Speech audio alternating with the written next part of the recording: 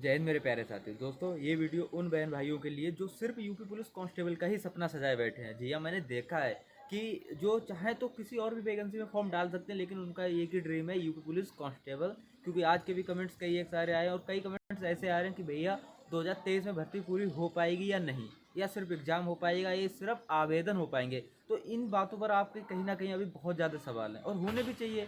भाई, अब तक लग रहा था कि जनवरी फरवरी में आपकी वैकेंसी देखने को मिल जाएगी। मैं भी बोला था कि जनवरी लास्ट वीक या फरवरी के फर्स्ट वीक में आपको नोटिफिकेशन मिल जाएगा। नोटिफिकेशन तो मिला, पर नोटिफिकेशन ऐसा मिलेगा मैंने भी एक्सपेक्ट नहीं किया था कि अभी तो टेंडर का ही कोई संभावना नहीं है भाई।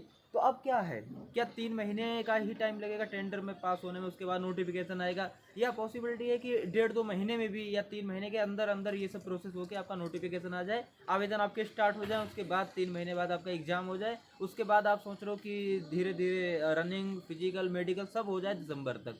तो मैं आपको बता दूं, अब होना मुश्किल पड़ रहा है। भाई, जनवरी अगर स्टार्टिंग में ही वैकेंसी आ जाती या फरवरी के फर्स्ट वीक में भी वैकेंसी आ जाती, तब तो आपकी ये सारी प्रक्रियाएं एक साल में हो जाती हैं। लेकिन जो अब 3 महीने का समय ये लग रहा है ना टेंडर से संबंधित, अब जाके 3 महीने बाद मानो नोटिफिकेशन आता है। मैं कह रहा चलो अप्रैल मई में आ जाता है, मई के 3 महीने तो जाने हैं, मई के फर्स्ट वीक में नोटिफिकेशन आ जाता है। मई जून आवेदन आपके चलेंगे, ठीक है। उसके बाद कहीं ना कहीं आपका एग्ज़ाम होगा जाए अक्टूबर की तरफ। फिर उसके बाद 1-2 महीने में कुछ नहीं होने वाला, क्योंकि फिर आगे चुनाव है। तो बस एक ही संभावना है कि आपके आवेदन होकर एग्ज़ाम तो करा लिया जाएगा और रिजल्ट बहुत ही कम चांस है कि रिजल्ट चुनाव से पहले आए, यानी 2024 से पहले रिजल्ट आए इसमें इस साल, तो बहुत ही बड़ी बात होगी, ठीक है। वरना रिजल्ट नहीं आना है, सिर्फ आपके परीक्षा हो जाएगी और आपका आवेदन तो होगा ही होगा। इस साल आवेदन तो होगा और आपकी परीक्षा भी होगी। तो सिर्फ बात ये रहती है कि अब बात एक और आती है आपके मन के डाउट कि सर ये धांधली वाली बात। भैया, सिंपल सी बात है, जो गरीब बहन भाई हैं उनको ये चीज़ का डर रहता है हमेशा हमेशा कि धांधली सर यूपी पुलिस कांस्टेबल हो या यूपी पुलिस एसआई हो, हमेशा धांधली देखने को मिलती है और ये बात सच भी है।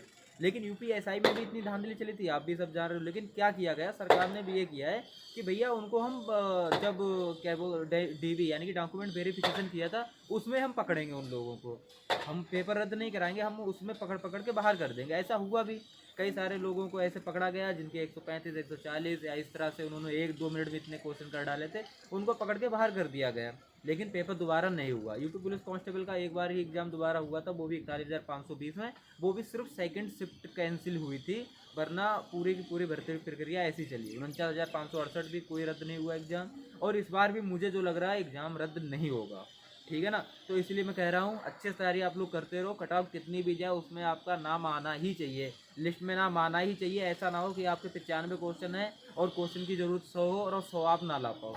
तो इसलिए मैं कहता हूँ अभी से इतनी अच्छी तैयारी करो कि 120 क्वेश्चन तक आसानी से पहुँच जाओ। जो अच्छे से तैयारी करेगा उसके लिए 120 क्वेश्चन भी ईजी लगेंगे कि हाँ, मैं 120 क्वेश्चन आराम से कर जाऊँगा। जो अच्छे से तैयारी करेगा वो उसके लिए। और जो अगर पढ़ने में कमज़ोर है बहन भाई, वो कितना भी पढ़ता है उसके क्वेश्चन नहीं बढ़ रहे हैं, तो ज़्यादा डरने की बात नहीं है। आप धीरे धीरे इसी तरह लगे रहिए, 100 क्वेश्चन तक आप जाओगे। 100 क्वेश्चन मेरा मानना है कि आप कहीं ना कहीं सफल हो जाओगे। लेकिन अगर ज़्यादा ईजी आ जाता है, भाई एग्ज़ाम के भी ऊपर है, अगर एग्ज़ाम ज़्यादा ईजी आ जाता है तो हो सकता है कि 90-100 क्वेश्चन भी कम पड़ जाएँ, भाई ज़्यादा कट ऑफ जाए। या हो सकता है एग्ज़ाम का पैटर्न थोड़ा सा हाई रख दें या नॉर्मल रख दें, तो वही आपकी रहने वाली है। 90-100 कट ऑफ इस तरह से ज़्यादा नहीं जाने वाली है, ठीक है। नॉर्मलाइजेशन भी नाम की कोई चीज़ होती है, जो ऑलरेडी मैं कई वीडियो में समझा चुका हूँ। ज़्यादा फिलहाल कुछ नहीं। और ग्रुप डी की एक अपडेट मैं दूँ, जो UP police constable group D में जो रनिंग होती है, भाई हमारे गए हुए बेंगलोर, आप सभी को पता है, ग्रुप डी में उनका नंबर आया था। 2300 बच्चों में लगभग 1900 पास हुए हैं। लगभग इस तरह से 300-350 बच्चे फेल हुए हैं। तो कहने मतलब समथिंग इसी तरह था, लेकिन ओवरऑल जो परसेंटेज था इस 89% ओवरऑल पास हुए हैं। जबकि यूपी पुलिस कांस्टेबल क्या हुआ था, मेरे नज़रों के सामने की बात है।